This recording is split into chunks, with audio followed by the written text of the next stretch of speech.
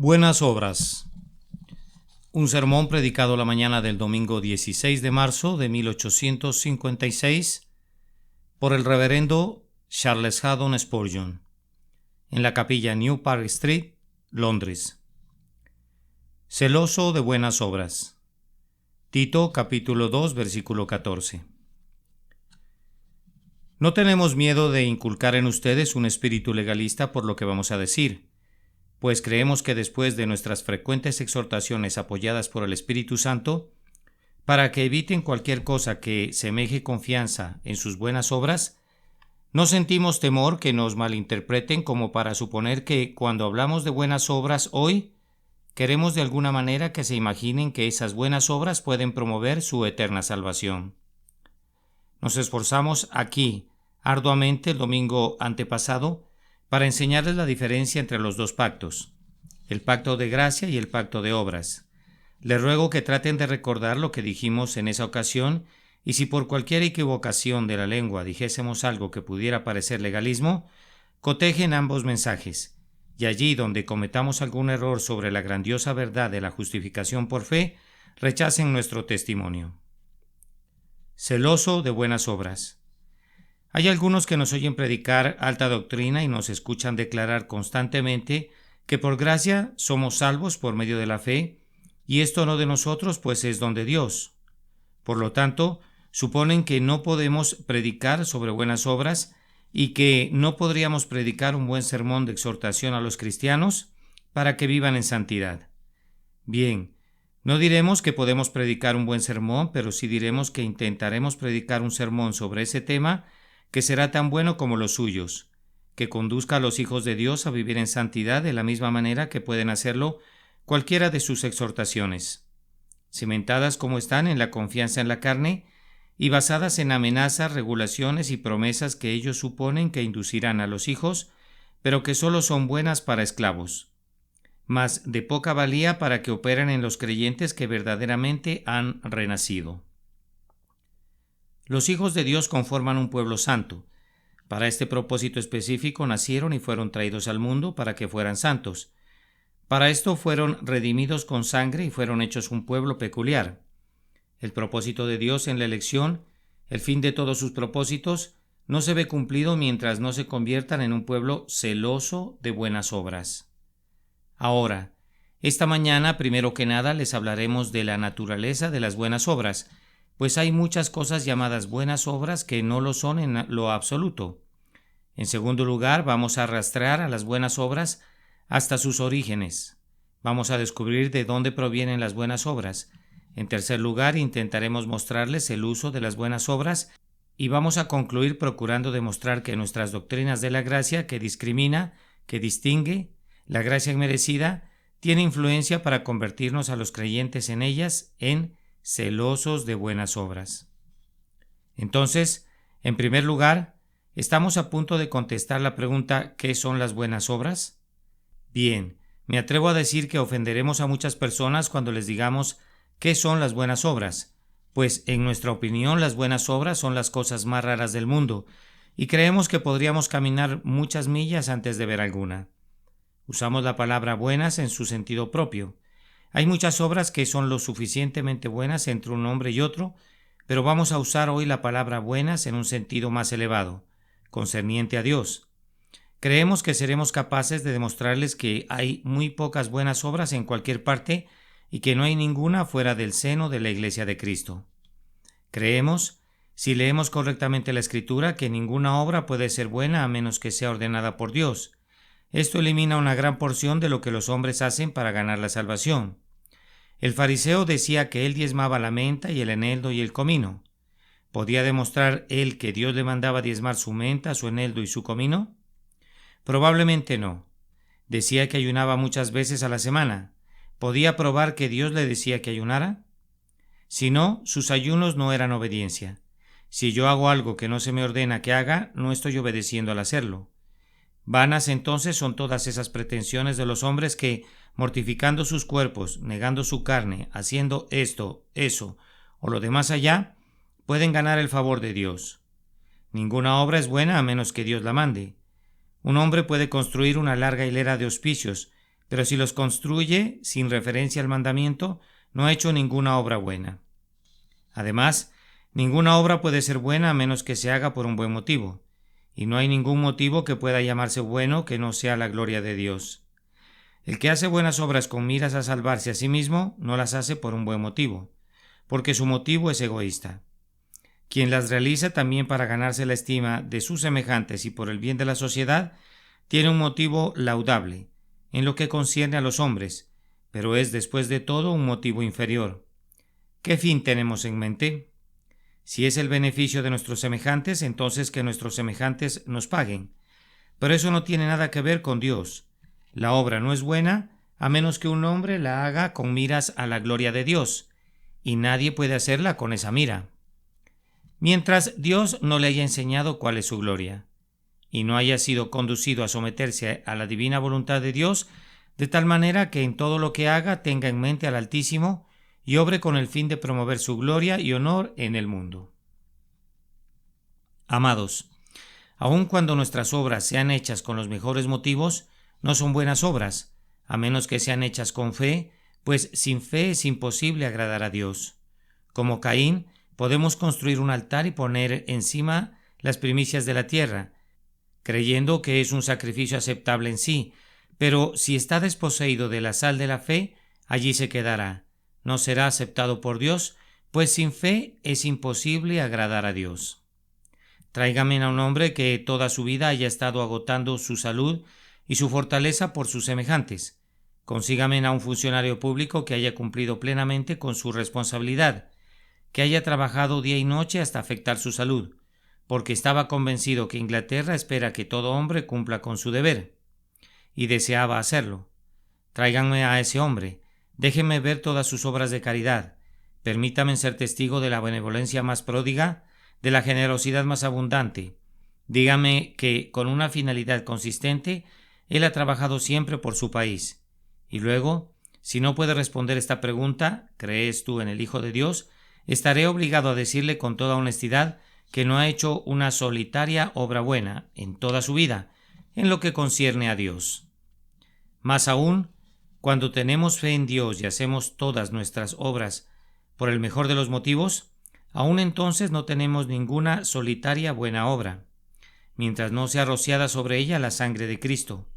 Mirando todo lo que hemos hecho a lo largo de nuestras vidas, ¿podemos encontrar una solitaria cosa que nos atrevamos a llamar buena, si no ha sido rociada sobre ella la sangre de Cristo? Concedamos que haya algo bueno en ella, pues el Espíritu la obró en nuestras almas. También hay mucho de malo en ella, pues aún nuestros mejores ejercicios son terriblemente estropeados, viciados y arruinados por los pecados e imperfecciones que hay en ellos, por lo que no nos atrevemos a llamarlos buenos, mientras Jesús no los haya rociado con su sangre y no haya quitado la mancha. Oh, cuán a menudo he pensado, ahora sí he trabajado arduamente para predicar la palabra de Dios, no me he reservado en ningún momento, delante de amigos o enemigos, y espero haber declarado todo el consejo de Dios. Y sin embargo, amados, ¿cuántos de esos sermones no han sido buenas obras en lo absoluto? Porque no estaba buscando la honra de mi Señor en el momento, o porque no había fe involucrada en ellos, sino que los prediqué en un marco de desaliento, abatimiento o desdicha. O tal vez incluso en mi objetivo de ganar almas, he tenido una meta natural, pues temo que a menudo tenemos un motivo, incluso perverso, cuando nos regocijamos al ver convertidas a las almas, como es honrarnos a nosotros mismos para que el mundo diga: vean cuántas almas son llevadas a Dios por su medio. Y aun cuando la Iglesia se reúne para llevar a cabo buenas obras, ¿acaso no han observado que algo egoísta se cuela furtivamente? Un deseo de exaltar a nuestra propia Iglesia, de glorificar a nuestro propio pueblo y hacernos poderosos nosotros mismos. Amados, estoy seguro que si se sientan y desmenuzan sus buenas obras, encontrarán muchas costuras malas en ellas que requerirán ser descosidas para ser cosidas de nuevo. Hay tantas manchas y borrones en lo tocante a ellas que necesitarán ser lavadas en la sangre de Cristo para hacerlas buenas para algo. Y ahora, amados, ¿creen que tienen algunas buenas obras? Oh, responderán, me temo que yo no tengo muchas. Es más, sé que no las tengo, pero gracias a su amor, quien aceptó a mi persona en Cristo, acepta mis obras por medio de Cristo. y quien me bendijo en él para que fuese un vaso escogido, ha tenido el agrado de aceptar eso que él mismo echó en el vaso, para alabanza de la gloria de su gracia, con lo cual nos hizo aceptos en el amado. Y ahora, ustedes que son moralistas, que han confiado en ser justos, si lo que he dicho es verdad, ¿en qué se ha convertido su santidad? Tú dices, yo soy un hombre caritativo. Te concedo que lo eres. Te digo que vayas y apeles a tus semejantes para que te paguen tu caridad. Dices, soy un hombre moral y consistente, un gran motivo de orgullo para el país. Si todos los hombres actuaran como lo hago yo, qué bueno sería para el mundo y para esta generación. Por supuesto que has servido a tu generación. Entonces manda tu factura y que tu generación te pague. Te digo que has trabajado arduamente para nada, porque sembraste viento y torbellino segarás. Dios no te debe nada. No has vivido para honrarle. Debes confesar honestamente que no has llevado a cabo una sola acción con el deseo de agradarle. Has trabajado arduamente para agradarte a ti mismo. Ese ha sido el motivo más elevado que has tenido. Estabas convencido que si eras bueno irías al cielo y que si eras malo seguramente te irías al infierno. Has sido completamente egoísta de principio a fin. Concilia tus cuentas y sáldalas contigo mismo. Dios no te debe nada, no has hecho nada por él, y si has hecho algo, entonces considera en tu intimidad que has violado tanto los mandamientos de Dios y tan frecuentemente has hecho todo lo posible para ofender a tu Hacedor, si eso fuera posible, que todas tus cuentas quedan reducidas a nada. Y en cuanto a tus buenas obras, ¿dónde están? ¿Dónde están? Se trata de un invento, una ficción, una risa, un sueño. ¿Acaso los pecadores hacen buenas obras? Para nada. Muy bien lo dijo Agustín. Según las conocemos, las buenas obras de los pecadores no son otra cosa que espléndidos pecados. Esto es aplicable a las mejores obras del mejor de los hombres que no tenga a Cristo. No son otra cosa que pecados espléndidos, pecados embellecidos. Queridos amigos, que los perdone Dios por sus buenas obras. ¿Tienen tan gran necesidad de ser perdonados por sus buenas obras como la tienen de ser perdonados por sus malas obras? Si están sin Cristo, pues yo considero que ambas categorías son muy semejantes, es decir, malas si fueran cribadas. Y ahora, en segundo lugar, ¿de dónde provienen las buenas obras? Es una vieja máxima que la naturaleza no puede superarse a sí misma. El agua proveniente de la punta del cerro solo subirá tan alto como su fuente, pero a menos que se ejerza alguna extraordinaria presión sobre ella, nunca subirá más alto. Lo mismo sucede con la naturaleza humana. La Escritura nos informa que es extraordinariamente depravada. No podemos esperar que de una naturaleza pervertida procedan las buenas obras. ¿Acaso pueden emanar aguas dulces del pozo amargo? De la misma manera que el veneno no crece en árboles saludables que dan frutos saludables, tampoco pueden crecer frutos saludables en árboles venenosos. No busquemos buenas obras en la naturaleza depravada, como tampoco deberíamos buscarlas en la vid de Soreco, en la vid de Gomorra. No podemos esperar encontrar buenas obras provenientes de la naturaleza del hombre. En verdad es vano e inútil pensar que las buenas obras se pueden originar en el hombre natural. Ustedes se preguntarán, ¿de dónde provienen entonces? Nuestra respuesta es que las buenas obras provienen de una conversión real producida por el Espíritu de Dios. Hasta el momento de nuestra conversión, no hay ni la más mínima sombra de bondad en nosotros. A los ojos del mundo podremos tener buena reputación y ser respetables, pero a los ojos de Dios no somos nada en eso.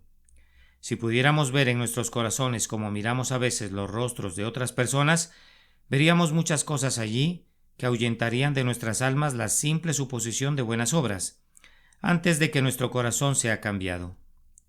¿Cuántas cosas no hay en el mundo que ponemos sobre nuestra mesa y que incluso comemos, que si fueran puestas al microscopio, tendríamos miedo de tocarlas, pues veríamos toda clase de criaturas repulsivas que trepan y se arrastran sobre ellas, cosas inconcebibles, y lo mismo sucede con la naturaleza humana. Una vez que el corazón humano es colocado bajo el microscopio de la Escritura y lo vemos con un ojo espiritual, lo vemos tan depravado e inmundo que quedamos muy convencidos que mientras no tengamos un nuevo corazón y un espíritu recto, sería tan imposible encontrar buenas obras en el hombre inconverso e injusto como ver fuego ardiendo en medio del océano. Las dos cosas serían igualmente incongruentes. Nuestras buenas obras, si es que las tenemos, brotan de una conversión real. Además, emanan de una constante influencia espiritual ejercida sobre nosotros desde el tiempo de la conversión hasta la hora de la muerte. Cristiano, tú no tendrías buenas obras si no tuvieras una influencia renovada día con día. Descubrirás que la gracia que te fue dada en la primera hora no es suficiente para producir fruto hoy. No es como plantar un árbol en nuestros corazones que de sí mismo produce fruto naturalmente, sino que la savia sube de la raíz que es Jesucristo. Nosotros no somos árboles independientes, sino que somos pámpanos injertados en la vid viva. Buenas obras, yo sé de dónde provienen ustedes. Vienen flotando en la corriente de la gracia, y si yo no tuviera esa corriente de gracia fluyendo siempre, nunca encontraría buenas obras que surgieran de mí. ¿Buenas obras de una criatura? Imposible. Las buenas obras son dones de Dios. Son sus perlas escogidas que hace descender con su gracia. Y además, nosotros creemos que las buenas obras surgen de la unión con Cristo. Nosotros creemos que en la medida que un hombre se reconozca y se sienta uno con Jesús, será más santo. El propio hecho que Cristo y el cristiano se conviertan en uno, vuelve al cristiano semejante a Cristo. ¿Por qué el carácter de un cristiano es semejante al carácter de Cristo? Únicamente por esta razón, porque Él es injertado y unido al Señor Jesucristo. ¿Por qué ese pámpano produce uvas? Simplemente porque ha sido injertado en la vid y por tanto participa de la naturaleza del tronco. Así que, cristiano, la única manera por la que puedes producir fruto para Dios es siendo injertado en Cristo y unido con Él. Ustedes cristianos que piensan que pueden caminar en santidad sin guardar una perpetua comunión con Cristo, han cometido un grave error. Si quieren ser santos deben vivir cerca de Jesús. Las buenas obras brotan únicamente allí. De aquí sacamos las más poderosas razones contra cualquier cosa que se parezca a la confianza en las obras. Pues como las obras son únicamente el don de Dios, cuán completamente imposible es que un hombre que sea injusto, inconverso e impío produzca alguna buena obra por sí. Y si son dones de Dios, cuán poco mérito puede haber en ellas. De esta manera, hemos tratado de seguir la huella de las buenas obras, hasta sus orígenes y sus cimientos. Y ahora llegamos al tercer punto, que es ¿para qué sirven las buenas obras? A mí me gusta ser llamado un antinomiano. Por esta razón, el término es aplicado generalmente a aquellos que sostienen firmemente la verdad y no la sueltan. Pero no me gustaría ser un antinomiano. No estamos en contra de la ley de Dios. Creemos que no es obligatoria como pacto de salvación, pero no tenemos nada que decir en contra de la ley de Dios, porque sabemos que la ley es espiritual, mas nosotros somos carnales vendidos al pecado. Nadie nos acusará con verdad de ser antinomianos. Nosotros contendemos con los antinomianos, pero en cuanto a ciertas pobres almas que son tan inconsistentes como para decir que la ley no es obligatoria, y sin embargo tratan de guardarla con todo su poder. Nosotros no contendemos con ellas, no harán nunca un grave mal, pero creemos que deberían aprender a distinguir entre la ley como un pacto de vida y como una dirección después que hayamos obtenido la vida. Bien, amados, las buenas obras. ¿Nos preguntan que para qué sirven? Respondo. Primero, las buenas obras son útiles como evidencias de la gracia. El antinomiano dice, pero yo no requiero evidencias, yo puedo vivir sin ellas. Esto no es razonable. ¿Ves aquel reloj? La hora sería precisamente la misma aunque no tuviésemos esa evidencia. Sin embargo, encontramos que el reloj es de mucha utilidad, de tal manera que decimos que las buenas obras son la mejor evidencia de la vida espiritual en el alma. ¿Acaso no está escrito que nosotros sabemos que hemos pasado de muerte a vida en que amamos a los hermanos? Amar a los hermanos es una buena obra. Además, el que permanece en mí, éste lleva mucho fruto. Los frutos de la justicia son buenas obras y son evidencias que permanecemos en Cristo. Si yo vivo en el pecado día a día, ¿qué derecho tengo para concluir que soy un hijo de Dios? Un hombre viene a esta capilla y mientras oye el Evangelio exclama, ¡cuán deliciosa verdad! ¡Qué doctrina tan celestial! Sin embargo, cuando abandona el lugar, ¿lo puedes ver que entra a una cantina tras otra hasta quedar intoxicado? ¿Acaso este hombre tiene algún derecho de considerarse un heredero del cielo? El hombre que viene a la casa de Dios y bebe en banquete de vinos refinados, y luego se va y bebe su copa y goza de la compañía de los impíos, no da ninguna evidencia de que es partícipe de la gracia divina. Dice, ¿no me gustan las buenas obras? Por supuesto que no. Yo sé que no seré salvado por buenas obras. De esto estamos seguros, pues no tiene ninguna obra por la que pueda ser salvo. Muchos están listos a decir, nada en mis manos traigo, simplemente a tu cruz me aferro. Creen que son hijos de Dios porque si bien no tienen buenas obras como evidencia, piensan que tienen fe. Ah, Señor, tú tienes fe y hay otro caballero igualmente tan respetable como tú que tiene fe. No te diré su nombre, pero él es mejor que tú, pues se nos informa que él cree y tiembla, mientras que tú permaneces inconmovible a pesar de las más poderosas exhortaciones. Si ustedes que creen que son hijos de Dios mientras viven en pecado están en el más terrible error, no puede haber engaño con la excepción del engaño del fariseo, que es más terrible que el engaño del hombre que piensa que el pecado y la gracia pueden reinar conjuntamente. El cristiano tiene pecados del corazón, por los que gime y se lamenta, pero en lo concerniente a su vida exterior, él es guardado de tal manera que el maligno no lo toca. El Señor lo cubre bajo la sombra de sus alas. Él no le permite salirse del camino excepto en algunas caídas. Las obras son las evidencias de nuestra fe por fe. Nuestras almas son justificadas delante de Dios por obras. Nuestra fe es justificada delante de nosotros mismos y de nuestros semejantes. En segundo lugar, creemos que las buenas obras son los testigos o el testimonio para otras personas de la verdad de lo que creemos. Cada cristiano fue enviado al mundo para ser un predicador y precisamente como cualquier otra criatura que Dios ha creado, siempre estará predicando acerca de su Señor. ¿Acaso el mundo entero no predica a Dios? ¿Acaso las estrellas mientras están brillando no miran desde el cielo y dicen que hay un Dios? ¿Acaso los vientos no entonan el nombre de Dios en sus poderosos aullidos? ¿Acaso las olas no murmuran ese nombre sobre la costa y el trueno? ¿No lo hace en las tormentas? ¿Acaso las aguas y los campos, los cielos y las llanuras, las montañas y los valles, los arroyos y los ríos no hablan todos de Dios? Lo hacen con toda seguridad, y una criatura nacida de nuevo, el hombre creado en Cristo, debe predicar a Cristo donde quiera que vaya. Este es el uso de las buenas obras. Predicará, no siempre con su boca, sino con su vida. El uso de las buenas obras es que son el sermón de un cristiano. Un sermón no es lo que un hombre dice, sino lo que hace. Los que practican están predicando. No es predicar y practicar, sino que practicar es predicar.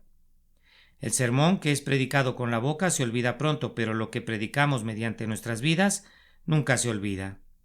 No hay nada como una práctica fiel y una vida santa, si queremos predicarle al mundo.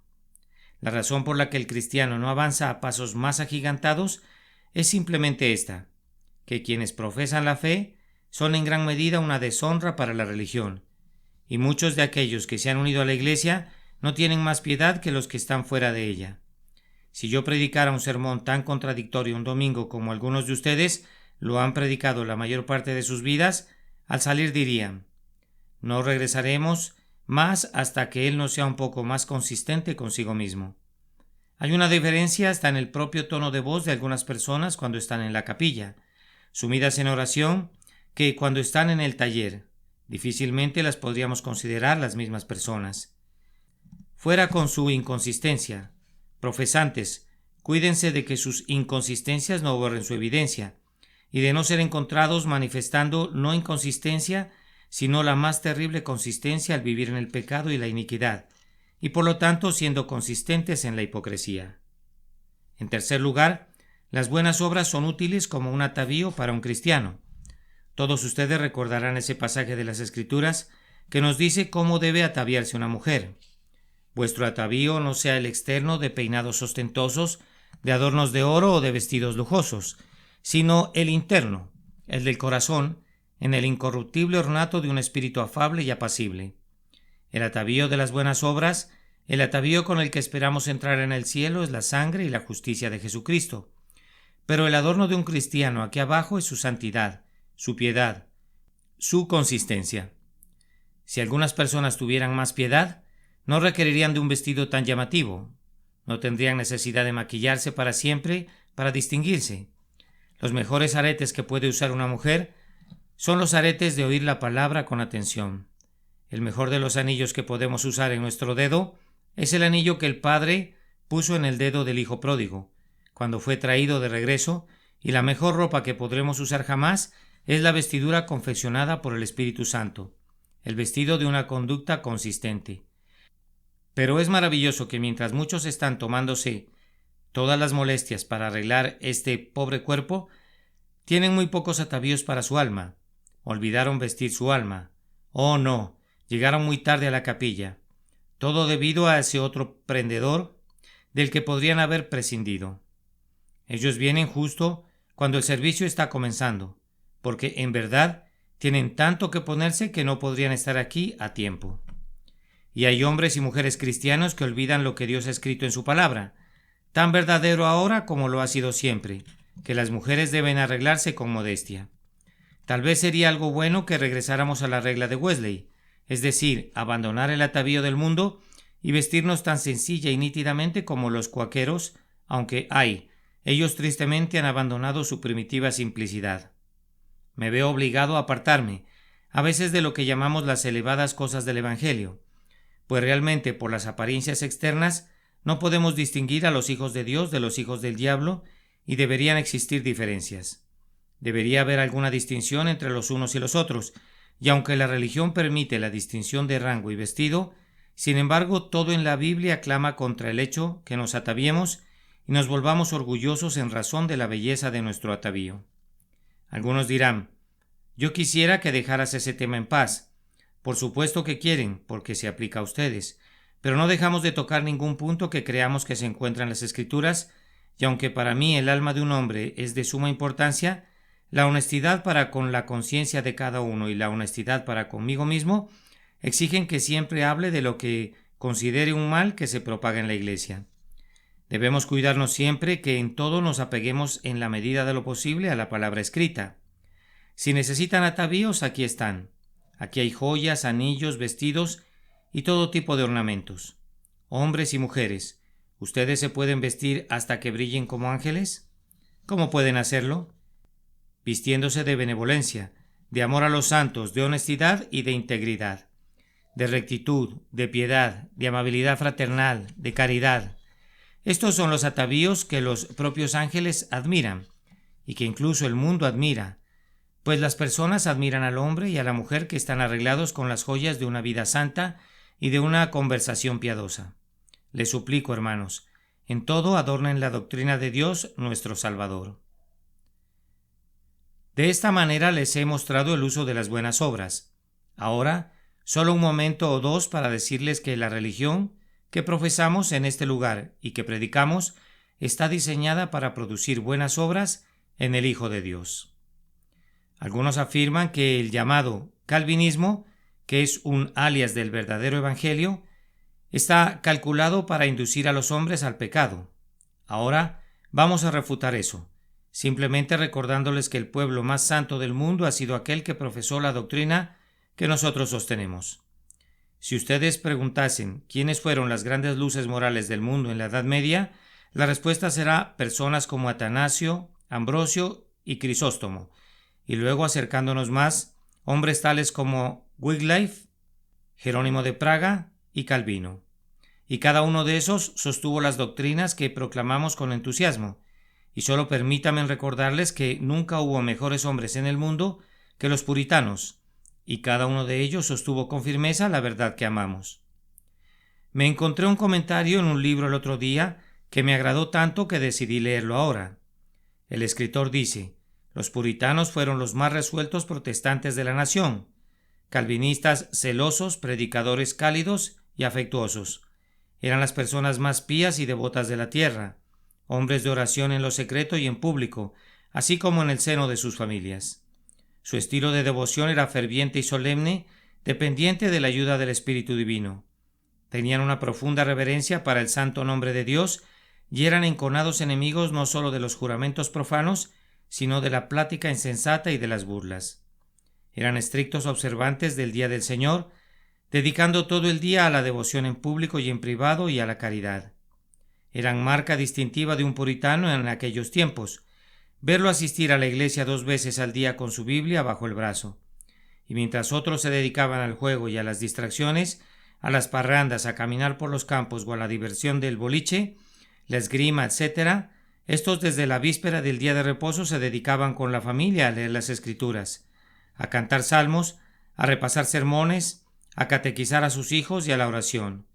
Y esta actividad la llevaban a cabo no solo el día del Señor, sino que tenían sus horas de devoción familiar durante los días de semana. Eran circunspectos en cuanto a todo exceso en la comida y en la bebida, en la ropa y en las diversiones sanas. Eran frugales, diligentes, honestos en sus tratos y solícitos en dar a cada quien lo que le correspondía. Ese es un noble testimonio hacia la verdad puritana y el poder del Evangelio. Un sabio infiel dice que los calvinistas y jansenistas, cuando son comparados con sus antagonistas, se han destacado no en menor grado en las virtudes más rígidas y respetables. Ellos han sido un honor para su propia época y el mejor modelo de imitación para las generaciones sucesivas. Imagínense a un infiel hablando así. Creo que fue infiel quien dijo: vayan a escuchar a un arminiano para oír hablar de buenas obras. Pero vayan a un calvinista para ver cómo exhibe esas obras. Y aún el doctor Priestley, que era un unitariano, admite que los que sostienen las doctrinas de la gracia se conforman menos al mundo y tienen un principio mayor de religión que nuestros propios seguidores, y quienes con base en un principio de la religión atribuyen más a Dios y menos al hombre que otros. Tienen la mayor elevación de piedad. Y precisamente, ahora que los unitarianos están trayendo a todos sus grandes hombres, tan grandes que nunca habíamos escuchado sus nombres hasta este día, y están haciendo todos sus esfuerzos en Londres para conseguir adeptos para el unitarianismo, solo les diríamos este hecho. El doctor Priestley atribuye la frialdad del unitarianismo a la realidad que se han vuelto más indiferentes hacia la doctrina religiosa, y eso explica que sus capillas no tengan mucha asistencia, afirmando que los unitarianos tienen muy poco apego a sus doctrinas religiosas. ¡Cuánta misericordia! Pues si continuaran aferrándose a ellas, inevitablemente se perderían. Un hombre que niega la divinidad de Cristo se perderá con certeza. Es inútil que afirmen ser cristianos, muy bien podrían afirmar que son santos ángeles. La mejor prueba que puedo ofrecerles de la santa influencia de nuestras doctrinas es este grandioso hecho, a saber, que en cada época aquellos que han sostenido las doctrinas de la gracia han mostrado en sus vidas una santa conducta y una santa conversación. Pero, además, al recorrer rápidamente las doctrinas, preguntamos: ¿qué podría hacernos más santos a los hombres que la verdad que predicamos? ¿No les enseñamos acaso que Dios ha elegido para sí un pueblo que debe ser santo? ¿Es esa una doctrina perversa? ¿No les decimos que Dios ha elegido para sí un pueblo que en este mundo publicará su alabanza por su vida santa? ¿Es esa una doctrina impía? Y les hemos dicho que el Espíritu Santo les da un nuevo corazón y un espíritu recto, y que se requiere algo más de lo que ustedes podrían hacer, que son incapaces de llevar a cabo las cosas buenas que Dios espera de ustedes. Por lo tanto, Dios el Espíritu debe renovarlos. ¿Llaman a eso una doctrina malvada? ¿Es acaso perversa la doctrina que los hombres son depravados por naturaleza y que necesitan gracia regeneradora? ¿Y la doctrina de que los verdaderos santos perseverarán hasta el fin es malvada? Me parece que lo que se opone a estas doctrinas es precisamente lo más perverso del mundo. ¿Acaso es perversa la doctrina de que únicamente los creyentes tienen un interés en la sangre de Cristo? La doctrina que predicó que Cristo ha redimido únicamente a los que viven en santidad, habiendo sido conducidos a ello por el Espíritu Santo, ¿es impía? No lo creo. Retamos a todos aquellos a quienes les encanta hablar en contra de nuestras doctrinas, que demuestren que una sola de ellas tiene algún componente impío. ¿Nos acusas porque no apoyamos las buenas obras? Ven y trata de entrar a nuestra iglesia y pronto tendrás una prueba que estás equivocado. Vamos, no te recibiríamos, caballero, aunque nos dieras 1000 libras esterlinas, si no te consideráramos un hombre santo. Si no tienes buenas obras, pasará mucho tiempo antes de que te recibamos, y si vivieras en el pecado y en la injusticia, y te introdujeras subrepticiamente en nuestra iglesia, Saldrías en una semana, pues pronto sería reportado al pastor y a los diáconos y podrías comprobar que sostenemos la necesidad de las buenas obras. Si no las exhibieras diariamente, te echaríamos fuera, pues no queremos tener comunión con las obras infructíferas de las tinieblas, sino que más bien las reprobamos. Nuestro orden eclesiástico es la mejor refutación de esa calumnia. ¿Qué más podemos agregar entonces? Esperamos haber demostrado nuestros puntos a todos los hombres honestos y consistentes. Únicamente los despedimos a ustedes, hipócritas, con este mensaje resonando en sus oídos. Si alguno no tiene el Espíritu de Cristo, no es de él. A menos que vivan según Cristo, no estarán con Cristo al final.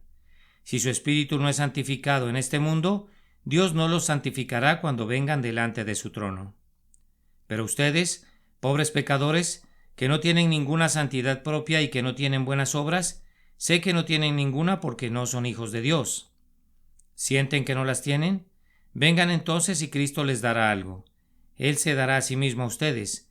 Si creen en el Señor Jesús, Él les lavará de todos sus pecados, les dará un nuevo corazón, y de aquí en adelante la vida de ustedes será santa. Su conducta será consistente. Él les guardará hasta el fin, y con toda certeza serán salvos. Que Dios bendiga este testimonio para cualquiera que esté viviendo en pecado, para que pueda ser rescatado de él, por Cristo nuestro Señor. Amén. Buenas obras. Un sermón predicado la mañana del domingo 16 de marzo de 1856 por el reverendo Charles Haddon Spurgeon, en la capilla New Park Street, Southwark, Londres. Celoso de buenas obras. Tito capítulo 2, versículo 14.